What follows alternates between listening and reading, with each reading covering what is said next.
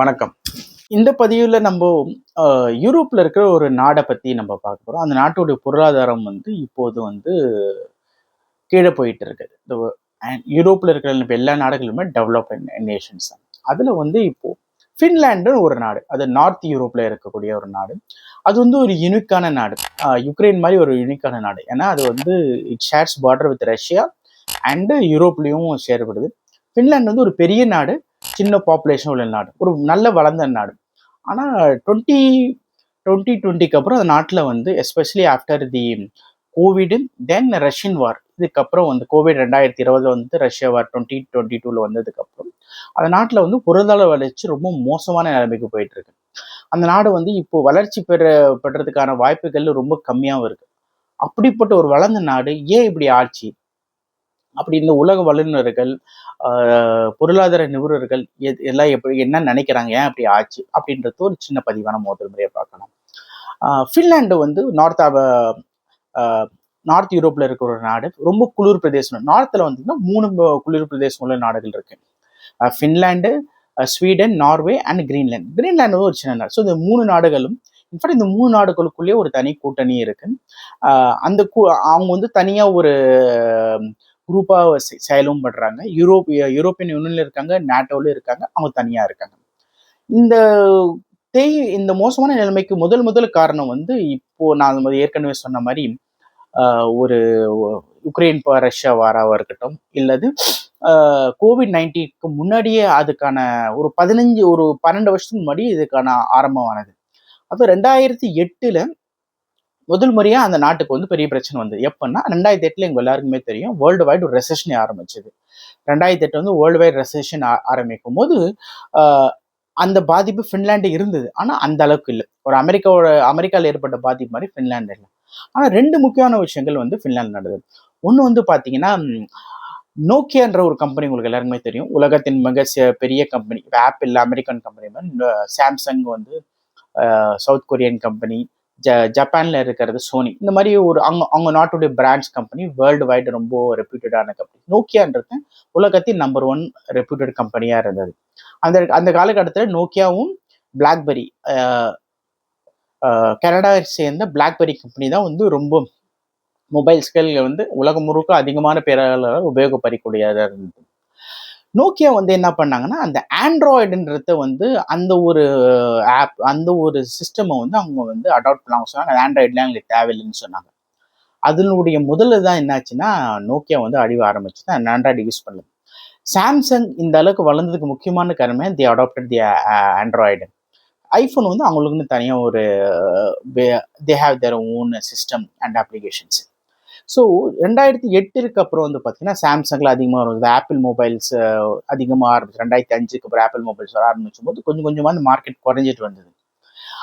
அது நோக்கியாவுக்கு ஒரு மிகப்பெரிய அடியா போயிடுச்சு. பிற்காலத்தில் வித்தின் 10 இயர்ஸ், ஒரு டெக்கேட்குள்ளேயே நோக்கியா கம்பெனியே உலகம் முழுக்க எடுக்கப்பட்டது. முக்கிய கம்பெனி இப்போ இல்லை, மூடப்பட்டிருக்கு. செயல்படுது, ஆனால் நத்திங். அதாவது 0.1% ஆஃப் த ஷேர் கூட இல்லை மொபைலில். வேர்ல்டு வைடு மொபைலில் அவங்களுடைய பங்கு 1% கூட இல்லை. இப்போ சைனீஸ் மொபைல்லாம் கூட பார்த்தீங்கன்னா உலகத்தில் நிறைய பர்சன்டேஜ் ஆஃப் பீப்புள் யூஸ் பண்ணுறாங்க. இந்தியா போன்ற நாடுகளும் எல்லா வளர்ந்த நாடுகளும் யூஸ் பண்ணுறாங்க. ஸோ நோக்கியா ஃபர்ஸ்ட் அடிக்கப்பட்டது அந்த நாட்டில். ஏன்னா நோக்கியா மூலமாக அவங்க நாட்டிலையும் நிறைய எம்ப்ளாய்மெண்ட் ஜென்ரேட் பண்ணாங்க. உலகம் முழுக்க அவங்க ஆப்ரேஷன் பண்ணாங்க. இன்ஃபேக்ட் நம்ம இந்தியாவில் பார்த்தீங்கன்னா சென்னையில் நோக்கியா பிளான்ட், இப்போ நோக்கியா பிளான்ட்டே இல்லை, மூடப்பட்டது. அது ஃபாக்ஸ்கான் வாங்கிட்டு, ஆப்பிளோட ஃபாக்ஸ்கான் அதே பிளான்ட்டை, அதே மேனுஃபேக்சரிங் யூனிட்டை அவங்க வாங்கி இப்போ அவங்க செயல்படுறாங்க.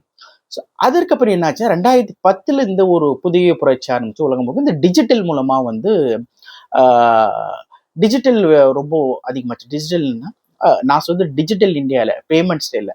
இப்போ டிவிஸ் நிறைய பார்க்க ஆரம்பிச்சாங்க, ஐபேட் அந்த மாதிரி விஷயங்கள்லாம் வந்தது. ஃபோனில் நிறைய பேர் பார்க்க ஆரம்பிச்சாங்க. நோக்கியா அதில் நான் சொன்னேன் ஆண்ட்ராய்டை மிஸ் பண்ணதுனால அந்த வசதி அவங்க ஃபோன்ஸில் இல்லை. அப்புறம் பேப்பர்ஸ் படிக்க ரொம்ப கம்மியாக ஆரம்பிச்சு. அந்த 2010 தான் நீங்கள் பார்த்தீங்கன்னா, இப்போல்லாம் பார்த்தீங்கன்னா பேப்பர்ஸ்லாம் ரொம்ப ரேராக தான் படிக்கிறாங்க, ரொம்ப ரேராக தான் வாங்குறாங்க.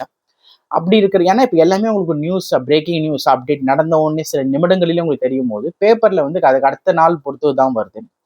அதனால அது பேப்பர் யூஸ் இருக்குது. பேப்பருக்கும் ஃபின்லாண்டுக்கும் என்ன சம்பந்தம் நீங்கள் பார்த்தீங்கன்னா, ஃபின்லாண்டில் செய்யப்படுகிற பேப்பருக்கு வந்து உலகத்தரம் வாய்ந்த பேப்பர்ஸாக இருக்கும். அதாவது உலகத்தில் இருக்கிற முக்கியமான பத்திரிகைகள் ஃபோர்பஸ், டைம்ஸு, ட்ரிபியூட்டு போன்ற பத்திரிகைகள்லாம் வந்து பார்த்தீங்கன்னா, யூரோப்பில் இருக்கிற முக்கியமான பத்திரிகைகள் எல்லாருமே பார்த்தீங்கன்னா, பிரிண்ட் மீடியாவில் இருக்கிற பத்திரிகைகள் பார்த்தீங்கன்னா, அவங்க எல்லாருமே வந்து ஃபின்லாண்ட்ல தான் பேப்பர்ஸ் வாங்குவாங்க. அவங்களோட குவாலிட்டி ரொம்ப நல்லா இருக்கும்.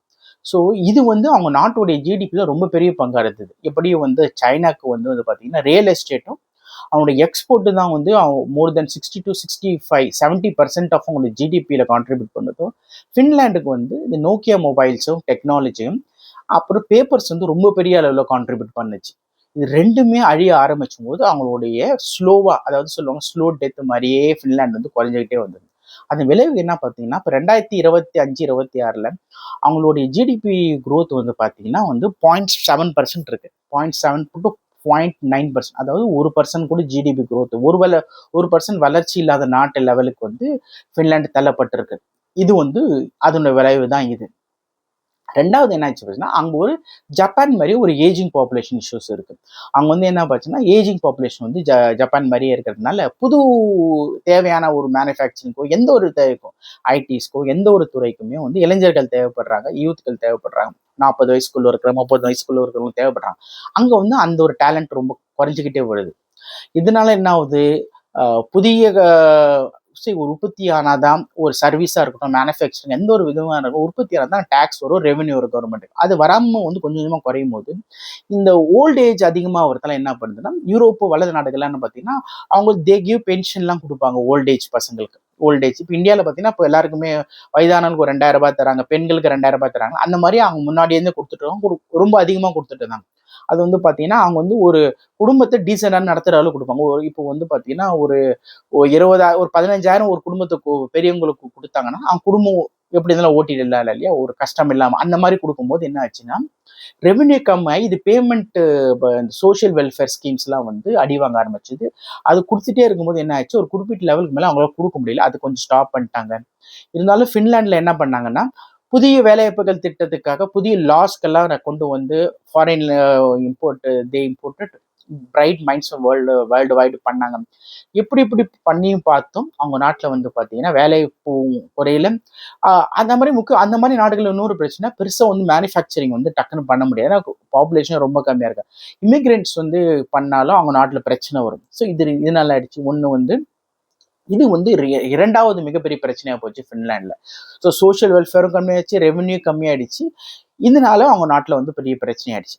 மூன்றாவது வந்து எதுக்கு பார்த்தீங்கன்னா, ரஷ்யாவுக்கும் ஃபின்லாண்டுக்கு என்ன இதை பண்ணிச்சுன்னா, நாங்கள் என்ன பண்ணோன்னா, ஃபின்லாண்டு வந்து ரஷ்யாவோட பார்டரை ஷேர் பண்ணுறதுனால இன்னைக்கு யூரோப்பில் நீங்கள் பார்த்தீங்கன்னா வந்து அங்கே வந்து யூனியன் உருவாந்த காரணமே வந்து பார்த்தீங்கன்னா, அதை யூனியன் உருவாகி அந்த சேம் கரன்சி தான் எல்லாருமே யூஸ் பண்ணுவாங்க. இப்போ வந்து பிரெக்சிட் பண்ணதால இங்கிலாந்து மட்டும் யூரோப்பியன் யூனியன்ல தனி நாடாக இருக்கு. அது வந்து தனி நாடாக இருக்குது. அது மட்டும் தான் தனி நாடாக இருக்குது. அப்போ என்ன பண்ணோம்னா, அவங்க எல்லாருமே வந்து பார்த்தீங்கன்னா டூரிஸ்ட் ட்ராவல்ஸு நாட்டுக்கு போகிறது ரொம்ப ஈஸியாக இருக்கும். ட்ரெயின்லேயே அந்த நாட்டுக்கு போய் இருக்கலாம், ரோட் மூலமாக ட்ராவல் பண்ணலாம், ஷிப் மூலமாக ட்ராவல் பண்ணவங்க பிளைன் மூலமாக ட்ராவல் பண்ணலாம். அப்படி இருக்கும்போது ரஷ்யாவிலேருந்து நிறைய பேர் டூரிஸ்ட் வருவாங்க, இங்கேருந்து அங்கே போவாங்க. ரஷ்யன் டூரிஸ்ட் நிறைய பேர் ஃபின்லாண்டுக்கு வருவாங்க. ஃபின்லாண்டுக்கு வந்து அவங்க டூரே யூஸ் பண்ணுவாங்க. இந்த போருக்கு அப்புறம் என்ன ஆச்சுன்னா, அவங்க வரத்தை நிறுத்திட்டாங்க. ஏன்னா ஃபின்லாண்டு வந்து யூஎஸோ நேட்டோவும் போட்ட சாங்ஷன்னால அங்கே ரஷ்யன் டூரிஸ்ட் அவ்வளோ வரது கம்மியாச்சு. சாங்ஷனால அவங்க பண்ண முடியல. இன்னொன்று வந்து இந்த ஆயில் இந்த கேஸு ஆயில்லாம் வந்து அங்கே வாங்குறது ரஷ்யாவிலேருந்து பக்கத்துலேயே இருக்குது. அதாவது வீட்டுக்கு பக்கத்துலேருந்து ஒரு வாங்குறது எப்படி இருக்குது, பல கிலோமீட்டர் போய் நீங்கள் ஒரு பொருள் வாங்குறதுக்கு எவ்வளோ இருக்குது அப்படி இருக்கும்போது அது வந்து அவங்களுக்கு மிகப்பெரிய பிரச்சனையாச்சு. என்ன ஆச்சுன்னா, இந்த எனர்ஜி கன்சப்ஷன் வந்து கம்மி பண்ண முடியாது. ஆனால் மற்ற இடத்துல வாங்கும்போது விலை அதிகமாக இருக்கும்போது அதையும் வந்து என்ன சொல்கிறது, லாஸ் ஆகிட்டே வருது, எக்ஸ்பெண்டிச்சர் அதிகமாகிட்டே வருது. இன்ஃபேக்ட் நீங்கள் பார்த்தீங்கன்னா, ரஷ்யா வந்து யூரோப்பில் இருக்கிற எல்லா கண்ட்ரிஸ் மூலமாகவும் ஷிப் மூலமாகவும் ஆயில் சப்ளை பண்ணுறது, க்ரூட் ஆயிலாக இருக்கட்டும், கேஸாக இருக்கட்டும், சப்ளை பண்ணுறதை விட பைப்ஸ் மூலமாக ரொம்ப அதிகமாக சப்ளை பண்ணுறாங்க. ஸோ அதனால வந்து அவங்க எப்பவுமே பிரச்சனை இல்லாமல் இருந்தது. பைப்ஸ் அது நம்ம ஃபின்லாண்டு நார்த்தன் சைடில் நீங்கள் யூரோப்பில் போய் அவங்க குளிர் பிரதேசம், அவங்க வந்து கேஸு யூஸ் பண்ணுவாங்க, ஆயில் யூஸ் பண்ணுவாங்க. எதுக்குன்னா வந்து வீட்டில் ஏசி போடுறதுக்கு, to make it more warm. அதனால அதுவும் வந்து ஒரு பெரிய பிரச்சனையாக போச்சு. வெளியேந்து வாங்கும் போதும் எக்ஸ்பெண்டிச்சர் அதிகனால ஃபின்லாண்டுக்கு வந்து இது ரொம்ப பெரிய பிரச்சனையாக. அதன் விளைவா என்ன ஆயிடுச்சுன்னா எம்ப்ளாய்மெண்ட் ரேட் அதிகமாச்சு. ஆப்வியஸ்லி வந்து எம்ப்ளாய்மெண்ட் ரேட் அதிகமாச்சு. எம்ப்ளாய்மெண்ட் ரேட் வந்து 10% போயிடுச்சு. 10%னா ரொம்ப பெரிய விஷயம். டெவலப்டு நாடுகளில் 10% எம்ப்ளாய்மெண்ட் ரேட் வந்து ரொம்ப அலார்மிங்கான ஒரு விஷயம். அதுலேயும் யூத்ஸ், அதாவது படிச்சு முடிச்சவங்க 20லேருந்து 30க்குள்ள இருக்கிறவங்க, கல்யாணம் ஆகுதுங்க, அவங்க மத்தியில பார்த்தீங்கன்னா ஃபின்லாண்டில் வந்து பார்த்தீங்கன்னா 20% போயிடுச்சு. ஸோ எம்ப்ளாய்மெண்ட்டும் இல்லை, எம்ப்ளாய்மெண்ட் இல்லாதனால ரேட்டும் அதிகமாகிடுச்சு. ஸோ அவங்களுக்கு சம்பாத்தியம் இல்லைன்னும் போது பிஸ்னஸ் ஆட்டோமேட்டிக்காக டர்ன் ஆகும். ஸோ இன்கம் இருந்தால் தானே ஒரு பொருளை வாங்கணும்னு நினைப்பாங்க, பீப்புள் வில் ஸ்பெண்ட் பண்ணுவாங்க. எந்த ஒரு பொருளாக இருக்கட்டும், லேவிஷாக இருக்கட்டும். யூரோப்பில் பார்த்தீங்கன்னா ரொம்ப லேவிஷான ஒரு லைஃப் ஸ்டைல் யூஸ் பண்ணுறவங்க. அவங்க வந்து இன்கம் கம்பேரிசன் எல்லாத்தையுமே டைட் பண்ண ஆரம்பிச்சோடனே பிஸ்னஸும் ரொம்ப கம்மியாயிடுச்சு. பிஸ்னஸ் கம்மினா கவர்மெண்ட்டுக்கு ரெவென்யூ கம்மியாயிடும். இதனால என்னாச்சு, ஜிடிபி ரொம்ப குறைஞ்சிடுச்சு. அதுவும் இல்லாமல் ஃபின்லாண்டில் வந்து பார்த்தீங்கன்னா டெத் டு ஜிடிபி, அதாவது எல்லா நாடும் டெப் டு ஜிடிபின்னு கணக்கு போடும். அதாவது டெப் டு ஜிடிபின்னா ஒரு நாட்டுடைய முழு ஜிடிபி, அதாவது நாட்டுடைய வேல்யூ. ஜிடிபின்னா சிம்பிளாக சொன்னால் வேல்யூ, ஒரு நாட்டோட வேல்யூன்னு என்னன்னு பார்த்தீங்கன்னா அதில் வந்து நீங்கள் 100க்குள்ளே இருந்தால் நீங்கள் வந்து ஒரு நல்ல நாடாக, உங்களுக்கு வந்து எந்த பிரச்சனையும் கிடையாது அப்படின்னு நினைக்கிறாங்க. ஆனால் ஃபின்லாண்ட் வந்து பார்த்தீங்கன்னா இப்போது கம்மியாக இருந்தது, 50% இருந்தது 10 வருஷம், ஒரு டெக்கேட் முன்னாடி. ஏன்னா இப்போ வந்து ஃபின்லாண்டோடைய டெட் டு ஜிடிபி வந்து 90% போயிடுச்சு. அதாவது கிட்டத்தட்ட வந்து ஆல்மோஸ்ட் வந்து ஒரு 90% நிற்கிறது, 100% நிற்கிறது, 90% போச்சு. அதாவது நாட்டினோட வேல்யூ 100 தான். ஆனால் அதோட வந்து டெப்ட் வந்து கடன் வந்து 90ன்னா எவ்வளோ அலாரமிங்காக இருக்கும். உங்களுக்கு ஒரு இன்னொரு இம்பார்ட்டண்டான விஷயம் என்னன்னு பார்த்தீங்கன்னா, உலகத்திலே வந்து மிகப்பெரிய எக்கானமி, ஜிடிபியில் பவர்ஃபுல்லான நேஷனான அமெரிக்காவும் சைனாவும் அவங்களோட டெப்ட் டு ஜிடிபி வந்து பார்த்தீங்கன்னா எனக்கு ரொம்ப நீங்களே இருந்துருவீங்க. அமெரிக்கா வந்து 120% ஆஃப் இட்ஸ் டெப்ட், அது அமெரிக்கா 20% ஆஃப் த டெப்ட் டு ஜிடிபி. அதாவது அமெரிக்காவோட எக்கானமி வந்து $33 ட்ரில்லியன், 33. அதோட ஆனால் அதோட கடன் வந்து பார்த்தீங்கன்னா 35, அது எக்ஸ்ட்ராவா இருக்கு. சைனா வந்து பார்த்தீங்கன்னா $17 ட்ரில்லியன் எக்கானமி, ஆனால் அதோட கடன் வந்து பார்த்தீங்கன்னா 33. ஸோ டபுளாக இருக்கு. சில பேர் சொல்றாங்க அது ட்ரிபிளாக இருக்குன்னு. ஆனால் இந்தியாவோட டெட் டு ஜிடிபி பார்த்தீங்கன்னா ரொம்ப நீங்கள் ஆச்சரியப்படுவீங்க. நம்ம நிறைய கேள்விப்பட்டிருப்போம், சினிமாவில் நிறைய பார்த்துருப்போம். இந்தியாவிலேருந்து ஒரு ஆளுக்கு 4 கோடி ஆட்சி பேர் பிறக்கிற குழந்தை கடன் இருக்குது. எல்லா நாட்டிலையும் இருக்கக்கூடியது தான். வளர்ச்சிங்கும் போது எல்லா நாட்டிலையும் இருக்கக்கூடியது. நம்மளுடைய டெட் டு ஜிடிபி இப்போ வந்து பார்த்தீங்கன்னா அரௌண்ட் 60% இருக்கு, which is very very good. நம்ம வந்து நம்ம எதுவுமே பண்ணலனாலும், நம்ம எந்த வளர்ச்சியும் இல்லாமல் நம்ம ஒரு கோவிட் மாதிரி ஒரு சுச்சுவேஷன் வந்தாலும் இந்தியாவில் 1 வருடத்திலிருந்து 2 வருடம் வரைக்கும் இந்தியாவை தாக்கு பிடிக்க முடியும். இந்தியாவில் அது வரைக்கும் தாக்கு பிடிக்க முடியும். அந்த மாதிரி நாடுகள் பார்த்தா ரொம்ப ரொம்ப குறைவான நாடுகள் தான் இருக்கு. இது வந்து ஒரு தகவல். ஸோ ஃபின்லாந்து போன்ற ஒரு வளர்ந்த நாடு, ஒரு டெவலப்டு கண்ட்ரி, டெக்னாலஜிலையும் சரி, டூரிசம்லையும் சரி, பர் கேபிட்டா இன்கம்லையும் சரி. பர் கேபிட்டா இன்கம்ல பார்த்தீங்கன்னா அது வந்து ஒரு இன்ட்ரெஸ்டிங்கான விஷயம். அதாவது ஃபின்லாண்டோட டோட்டல் ஜிடிபி வந்து பார்த்தீங்கன்னா 337, 337 பில்லியன் வந்து அதோடைய டோட்டல் ஜிடிபி. தமிழ்நாடோட ஜிடிபியை பார்த்தீங்கன்னா $550 பில்லியன். ஸோ தமிழ்நாட்டோட கம்மியான ஜிடிபி, ஆனால் அது வளர்ந்த நாடாக இருக்கு. ஏன்னா எல்லாருமே நினைக்கிறாங்க ஜிடிபி அதிகமாக இருந்தால் வந்து அந்த நாடு வளர்ந்தது. அது மட்டும் இல்லை. வளர்ந்த நாடு எப்படி கால்குலேட் பண்றாங்கன்னா per capita income. Per capita இருக்குன்னா ஒரு சராசரி மனுஷன், ஒரு குடும்பத்தில் ஒரு இன்கம் எவ்வளோ இருக்கும் அதுதான் வளர்ச்சியை பொறுத்திருக்கு. இப்போ வந்து ஃபின்லாண்டில் பார்த்தீங்கன்னா $330 பில்லியன் வந்து இட்ஸ் அண்ட் ஜிடிபி, அதோடைய வேல்யூன்னு வச்சுக்கோங்க. ஆனால் அது ஒரு குடும்பம் வந்து எவ்வளோ சம்பாதிக்குது, பர் கேபிட்டா ஒரு ஆளோட பர் கேபிட்டா இன்கம் பார்த்தீங்கன்னா $60,000. ப்ரிசைஸாக சொன்னால் $60,100 வந்து அதோடைய பர் கேபிட்டா இன்கம். அதாவது நீங்கள் கால்குலேட் பண்ணால் அரௌண்ட் 10 லட்சத்துக்கு வரும். ஆனால் இந்தியாவோட பர் கேபிட்டா இன்கம், ஒரு சராசரி மனுஷனோட இன்கம் வந்து பார்த்தீங்கன்னா $12,000, 12,100 ப்ரிசைஸாக பண்ணலாம். அதை நீங்கள் வந்து அப்ராக்சிமேட்டாக கால்குலேட் பண்ணால் 2008லேருந்து 2,08,000 10,000 வந்து ஒரு சராசரி இந்தியன் வந்து சம்பாதிக்கிறான், அவனோட வேல்யூவாக இருக்கு. ஸோ டிஃப்ரென்ஸ் பார்த்தீங்கன்னா 5 மடங்கு இருக்கு. ஸோ அதனால தான் அந்த வளர்ந்த நாடாக இருக்கு. ஸோ நம்ம வந்து வளர்ந்த நாடுகள் ஜிடிபிலையும் கான்சென்ட்ரேட் பண்ணோம், பர் கேபிட்டா இன்கமும் இன்க்ரீஸ் ஆகும். இன்னொரு ஷாக்கிங்கான விஷயம், 2014, 2013 இந்தியாவோட பர் கேபிட்டா இன்கம் எவ்வளோ திரும்ப இருந்தது, 3,000 இருந்தது. இன்னைக்கு 12,000 இருக்கு, 4 மடங்கு குரோத் ஆயிருக்கு. That is 4x. அது 400% நம்ம குரோத் பண்ணிக்கணும், வளர்ச்சியில் போயிட்டு இருக்கிறதுக்கான ஒரு நல்ல உதாரணம்.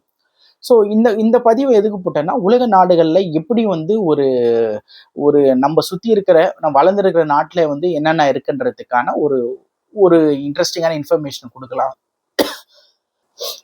ஒரு இன்ட்ரெஸ்டிங்கான இன்ஃபர்மேஷன் வந்து ஷேர் பண்ணலான்னு அப்படின்னு. இது வந்து நான் ஒரு விஷயம் தெரிஞ்சுக்கும் போது ஒரு விஷயத்தை பார்க்கும்போது இது ஒரு ஸ்ட்ரைக்கிங்கான ஒரு ஹேப்பனிங் நியூஸாக இருந்தது. அதை பற்றி ஒரு பதிவாக போட்டிருக்கேன். அடுத்த பதிவில் வந்து யூரோப்பில் இருக்கிற த டாப் மோஸ்ட் கண்ட்ரி, யூரோப்பின் மிக மிக எக்கனாமிக்கலி ஸ்ட்ராங்கஸ்ட் கண்ட்ரி, அதுவும் ஒரு கொலாப்ஸ் ஆகுது. அந்த பதிவு என்னன்றது அடுத்த பதிவாக போடலாம். அது எந்த நாடுன்னு உங்களுக்கு தெரிஞ்சா கமெண்ட்ஸ்ல நீங்க போடுங்க. உங்களுடைய பொன்னான நேரத்தை ஒதுக்கினதுக்கு நன்றி. வந்தே மாதரம். ஜெய் ஹிந்த்.